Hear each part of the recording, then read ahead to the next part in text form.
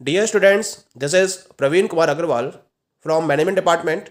Welcomes you in my today's lecture of Principles of Economics. In today's lecture, we will discuss upon the concept of the price discrimination. क्या concept है price discrimination का? अगर हम individual word discrimination को देखें तो discrimination का मतलब होता है भेदभाव करना, डिफ्रेंसिएशन करना. डिस्क्रिमिनेशन किस में है? प्राइस में.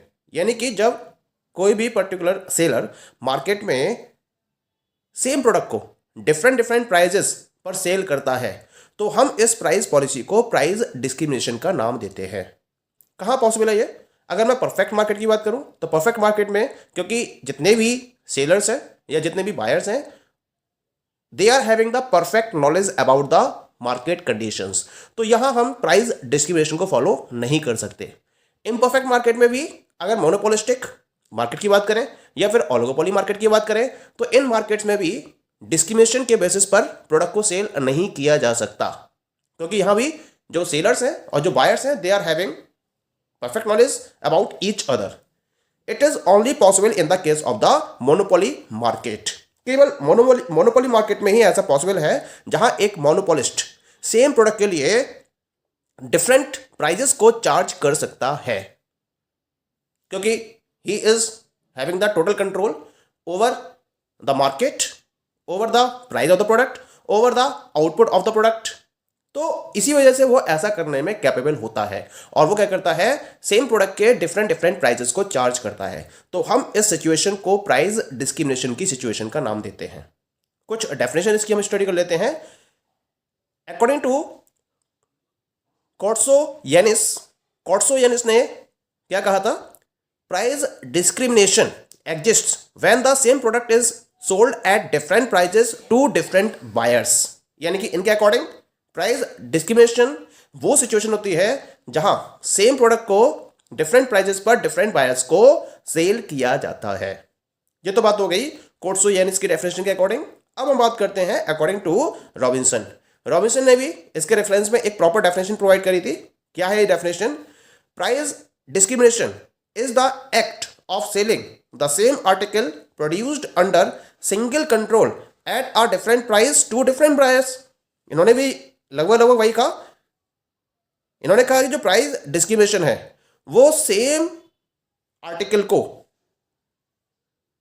डिफरेंट प्राइजेस पर डिफरेंट बायर्स को सेल करने की एक एक्ट है, जबकि उसका फुल कंट्रोल रहता है. किसका?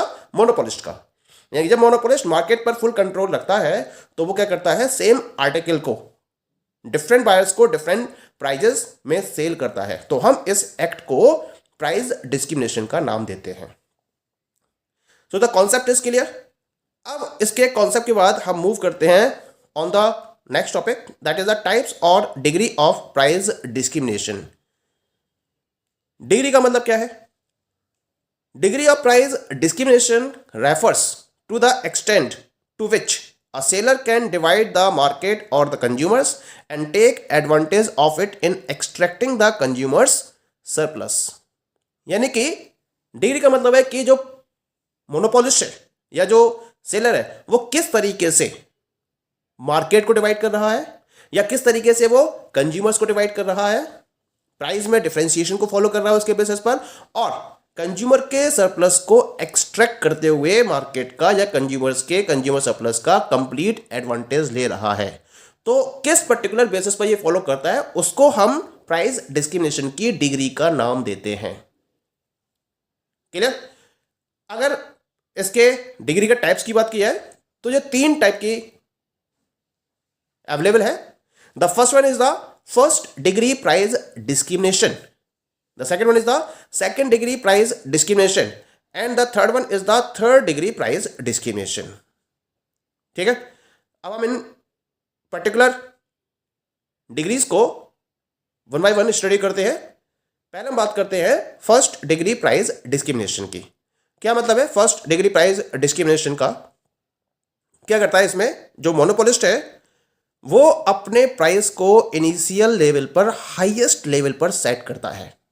ये वो लेवल होता है जो that particular group of consumers are willing to spent on the commodity, और कम से कम वो उसकी एक यूनिट को परचेज कर लें। यानी कि उस कस्टमर ग्रुप को ध्यान में रखते हुए जो इसको परचेज करने के लिए रेडी है, उसके परचेजिंग पावर को ध्यान में रखते हुए क्या करता है, इनिशियल लेवल में जो मोनोपोलिस्ट है वो प्रोडक्ट के हाईएस्ट प्राइस को सेट करता है और ये देखता है कि कम से कम एक यूनिट हर कोई, जितने भी कंज्यूमर्स हैं उस कैटेगरी में, वो एक एक यूनिट को उसको परचेज कर ले।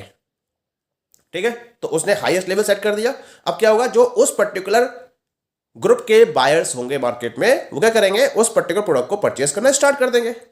जब मोनोपोलिस्ट को ये लगेगा कि उसने कंज्यूमर, इस पर्टिकुलर ग्रुप ऑफ कंज्यूमर्स के कंप्लीट कंज्यूमर सरप्लस को एक्सट्रैक्ट कर लिया है, यानी कि लगभग लगभग हर किसी ने उसके प्रोडक्ट की एक एक यूनिट को परचेज कर लिया है, तब वो क्या करता है, अपने प्रोडक्ट के प्राइस को थोड़ा सा कम कर देता है। जब वो प्रोडक्ट के प्राइस को कम करता है तो क्या होता है, जो सेकंड क्लास ऑफ कंज्यूमर्स हैं उनकी अप्रोच में वो प्रोडक्ट आ जाता है, और अब वो क्या करते हैं, जो सेकंड ग्रुप ऑफ कंज्यूमर्स हैं वो उस पर्टिकुलर प्रोडक्ट को परचेज करना स्टार्ट कर देते हैं। अब ये अपने इस पर्टिकुलर प्राइस को तब तक मेंटेन करता है जब तक कि वो इस सेकंड ग्रुप ऑफ कंज्यूमर्स के कंप्लीट सरप्लस को एक्सट्रैक्ट नहीं कर लेता है। यानी कि जब इस सेकंड ग्रुप के लगभग लगभग सारे कंज्यूमर्स उस पर्टिकुलर प्रोडक्ट की एक एक यूनिट को परचेज कर लेते हैं, तब तक वो जो मोनोपोलिस्ट है वो अपने प्रोडक्ट के प्राइस में कोई भी चेंज नहीं करता है। एक बार जब सेकंड ग्रुप ऑफ कंज्यूमर्स के कंप्लीट सरप्लस को मोनोपोलिस्ट के द्वारा एक्सट्रैक्ट कर लिया जाता है, उसके बाद वो क्या करता है, वो अगेन अपने प्रोडक्ट के प्राइस को कम करता है। फिर वो मूव करता है थर्ड ग्रुप ऑफ कंज्यूमर्स की तरफ, ऐसे ही वो नेक्स्ट ग्रुप ऑफ कंज्यूमर्स की तरफ मूव करता है, और ये इस प्रोसीजर को तब तक रिपीट करता रहता है जब तक कि मार्केट में जितना भी कंज्यूमर सरप्लस है उसको वो एक्सट्रैक्ट नहीं कर लेता है। और ये लिमिट कहां तक जाएगी, जब तक उसकी मार्जिनल कॉस्ट उसके मार्जिनल रेवेन्यू तक इक्वेट नहीं हो पाती है। यानी कि जहां उसकी मार्जिनल कॉस्ट उसके मार्जिनल रेवेन्यू के बराबर आती है, वहां तक वो अपने प्रोडक्ट के प्राइस को कम करेगा और मार्केट में जितने भी कंज्यूमर्स अवेलेबल हैं उनके सरप्लस को एक्सट्रैक्ट करता रहेगा। और जहां एमआर और एमसी दोनों इक्वल हो जाएंगे, वहां वो अपने प्रोडक्ट के प्राइस को कम करना बंद कर देगा। तो हम इस पर्टिकुलर प्राइस डिस्क्रिमिनेशन को फर्स्ट डिग्री प्राइस डिस्क्रिमिनेशन का नाम देते हैं। बेनिफिट क्या हो कि जितने भी कंज्यूमर्स मार्केट में अवेलेबल हैं, उसने लगभग लगभग क्या करा, हर कंज्यूमर को अपना प्रोडक्ट सेल कर लिया, और जितने भी कंज्यूमर्स है और उनके इनकम के अकॉर्डिंग जो उनका सरप्लस था उसको वो कंप्लीटली एक्सट्रैक्ट कर लेता है। ये फायदा होता है इस टाइप के प्राइस डिस्क्रिमिनेशन का। नॉर्मली अगर प्रैक्टिकली ये देखा जाए तो प्रैक्टिकली इस पर्टिकुलर डिग्री को मोनोपोलिस्ट के द्वारा फॉलो नहीं किया जाता है। सेकेंड डिग्री की बात करते हैं जिसको, या फिर थर्ड डिग्री की बात करते हैं, तो इन सेकेंड डिग्री और थर्ड डिग्री को मैक्सिमम प्रैक्टिसेस के बेसिस पर मोनोपोलिस्ट के द्वारा फॉलो किया जाता है। तो हम बात करते हैं about the second degree price discrimination. क्या मतलब है सेकेंड डिग्री प्राइस डिस्क्रिमिनेशन का? यहां क्या करता है जो मोनोपोलिस्ट है, यहां जो मोनोपोलिस्ट है वो बायर्स को डिवाइड करता है डिफरेंट ग्रुप्स में, और फिर वो डिफरेंट ग्रुप्स के बायर से डिफरेंट प्राइजेस को चार्ज करता है as per there purchasing power. जैसी उनकी परचेजिंग पावर होती है या फिर जो उनकी पेइंग कैपेसिटी होती है, उसको ध्यान में रखते हुए वो उन particular different group of buyer से डिफरेंट प्राइजेस को चार्ज करता है। तो हम इस प्राइस डिस्क्रिमिनेशन को सेकेंड डिग्री प्राइस डिस्क्रिमिनेशन का नाम देते हैं। होता क्या है, जो मोनोपोलिस्ट है वो पोटेंशियल बायर्स को डिफरेंट ब्लॉक्स में डिवाइड कर लेता है। मान लीजिए कि एक एग्जांपल लेके चलते हैं, उसने कंप्लीट मार्केट को 3 ब्लॉक्स में डिवाइड करा, यानी कि जो बायर्स हैं, जो कंप्लीट बायर्स हैं, उनको 3 ब्लॉक्स में डिवाइड करा, rich buyers, middle class buyers and poor class buyers. अब वो क्या करेगा, जो रिच क्लास बायर्स हैं उनको वो ब्लॉक फर्स्ट में रखेगा, और ब्लॉक फर्स्ट में रखने के बाद उनसे सेम कमोडिटी के लिए हाईएस्ट प्राइजेस को चार्ज करेगा। ठीक है, अब बात करते हैं सेकंड ब्लॉक की। सेकंड ब्लॉक में वो मिडिल क्लास पर्सन को रखेगा, और उन मिडिल क्लास पर्सन से वो एवरेज प्राइजेस को चार्ज करेगा, और थर्ड ब्लॉक में रखेगा वो पुअर क्लास पर्सन को, जिनसे वो सेम कमोडिटी के लोअर प्राइजेस को चार्ज करेगा। पॉइंट क्लियर हो गया? यानी कि different group of buyers are there and different prices are charge for each and every different group of buyers. तो हम इस प्राइस डिस्क्रिमिनेशन को सेकेंड डिग्री प्राइस डिस्क्रिमिनेशन का नाम देते हैं। अब ये बात आती है कि इस पर्टिकुलर डिस्क्रिमिनेशन को किन कंडीशन में या किस कंडीशन में फॉलो किया जा सकता है। तो ये फिजिबल होता है where the number of consumer is large and price rationing can be done. जहां पर प्राइस में रेशनिंग को फॉलो किया जा सकता है, प्राइस में डिफरेंशिएशन को फॉलो किया जा सकता है और नंबर ऑफ कंज्यूमर्स भी लार्ज होते हैं, तो वहां हम क्या कर सकते हैं, इस टाइप की प्राइस डिस्क्रिमिनेशन को फॉलो कर सकते हैं। जैसे आपने देखा होगा जितनी भी यूटिलिटी सर्विसेज हैं जो गवर्नमेंट के द्वारा प्रोवाइड की जाती हैं, वाटर है, गैस है, इलेक्ट्रिसिटी है, यहाँ क्या होता है, प्राइस में डिस्क्रिमिनेशन होता है, यानी different different group of buyers से डिफरेंट डिफरेंट प्राइजेस को चार्ज किया जाता है। जैसे अगर मैं इलेक्ट्रिसिटी की बात करूं, तो अगर मैं होम कंजम्पशन की बात करूं या हाउस कंजम्पशन की बात करूं या डोमेस्टिक कंजम्पशन की बात करूं, तो डोमेस्टिक कंजम्पशन के लिए प्राइजेस अलग होते हैं और इंडस्ट्रियल कंजम्पशन के लिए सेम इलेक्ट्रिसिटी के चार्जेस अलग होते हैं। गैस की बात करें, गैस कनेक्शन की, तो गैस कनेक्शन में भी हायर क्लास पर्सन से ज़्यादा प्राइस चार्ज किए जाते हैं, जबकि जो एवरेज क्लास पर्सन होते हैं या लोअर क्लास पर्सन होते हैं उनसे कम प्राइजेस चार्ज किए जाते हैं। These are the utility services जहां हम सेकेंड डिग्री प्राइस डिस्क्रिमिनेशन को फॉलो करते हैं। इसको मैंने एक ग्राफ में रिप्रेजेंट किया है, you can have a look on the diagram. ये डायग्राम है जो आपको डिफाइन कर रहा है about the second degree price discrimination. यहां मैंने एक डिमांड कर्व को ड्रॉ किया है, this demand curve is D. ठीक है, इस डिमांड कर्व में मैंने तीन प्राइजेस को शो किया है, price OP1, price OP2 and price OP3। यानी कि जब कंपनी अपने प्रोडक्ट के प्राइस को OP1 पर सेट करती है, ठीक है, that is for the high class persons, तो यहां वो आउटपुट कितना सेल कर रही है, OQ1। यानी कंपनी अपने OQ1 आउटपुट को OP1 प्राइस पर सेल कर रही है। क्लियर? इसी तरह से जब वो प्राइस OP2 सेट करती है, यानी कि पहले से कम कर देती है, तो Q1 Q2, क्योंकि आउटपुट कितना बड़ा, डिमांड कितनी बड़ी मार्केट में, Q1 Q2 से बढ़ गई, तो जो Q1 Q2 आउटपुट है उसको ये OP2 प्राइस पर सेल कर रही है। ऐसे जब इसने प्रोडक्ट के प्राइस कम किए और OP3, तो डिमांड बढ़ गई Q2 Q3 से।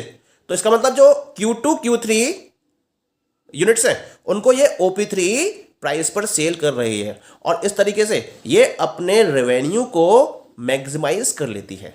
कैसे मैक्सिमाइज करती है, OP1 प्राइस पर सेल किया इसने OQ1 आउटपुट, तो टोटल रेवेन्यू कितना हो गया इसका, OQ1 इंटू OP1, यानी कि दिस रेक्टेंगुलर एरिया OP1A और Q1। ठीक है, ऐसे जब इसने प्राइस OP2 करे तो इसका आउटपुट हो गया, जो इसकी यूनिट सेल हुई वो हुई Q1 Q2, तो टोटल रेवेन्यू कितना हो गया इसका, Q1 Q2 into OP2, it means this rectangular area. ठीक है, ऐसे ही जब उसने प्राइस OP3 करे तो इसने Q2 Q3 आउटपुट को सेल किया, तो इसका टोटल रेवेन्यू कितना हो गया, OP3 into Q2 Q3, it means this rectangular area. तो इस तरह से हम इस रेक्टेंगुलर एरिया को, इस रेक्टेंगुलर एरिया को और इस रेक्टेंगुलर एरिया को जब ऐड कर देते हैं तो फर्म का टोटल रेवेन्यू कैलकुलेट हो जाता है। इस तरह से ये अपने डिफरेंट ग्रुप ऑफ बायर्स को डिफरेंट प्राइजेस में प्रोडक्ट सेल करके अपने रेवेन्यू को मैक्सिमम कर लेती है। तो हम इसे बोलते हैं second degree price discrimination. Okay, अब जो बचा थर्ड डिग्री प्राइस डिस्क्रिमिनेशन, इसको हम नेक्स्ट लेक्चर में डिस्कस करेंगे। Thank you.